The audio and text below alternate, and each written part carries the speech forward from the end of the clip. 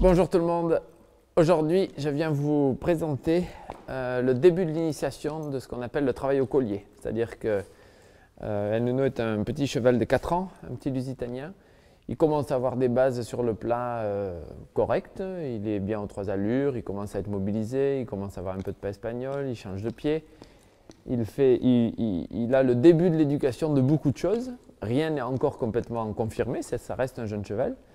Et il est temps de valider avec lui justement toutes ces notions, toute cette notion qui est intéressante de travail au collier pour pouvoir après faire de la haute école sans rêne, sans bride, sans rien.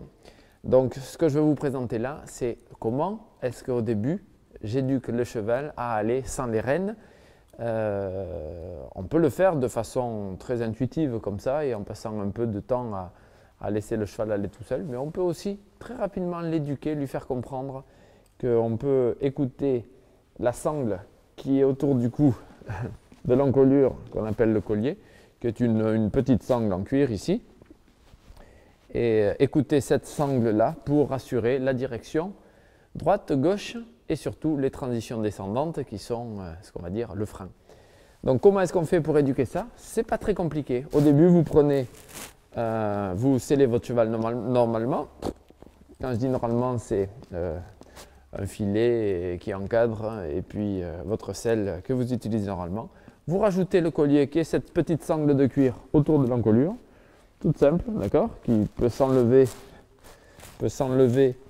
du cheval ou se remettre autour de l'encolure. Et une fois que vous avez ça, vous êtes prêt à commencer. L'important est d'avoir un cheval qui est capable d'évoluer le plus librement possible déjà avec nous. Okay? Donc le cheval est évidemment monté normalement et dans votre travail monté, il est aussi capable d'aller rêne longue. C'est-à-dire quand vous lâchez les rênes, votre cheval n'est pas en train de courir.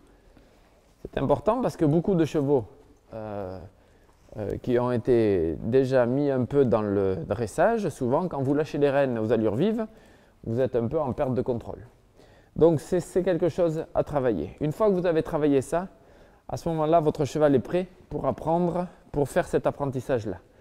Donc ce que je vais faire là, je vais faire un mix du travail à la longe sur le rappel et un mix d'équitation. Donc je vais chasser un peu les hanches là et ramener le cheval à moi. En chassant les hanches.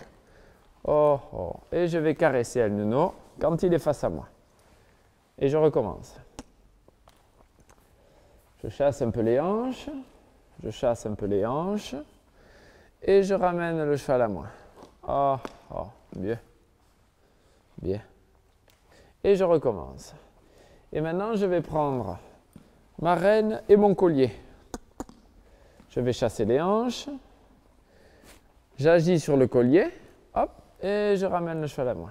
C'est bien. Et je vais faire la même chose de l'autre côté.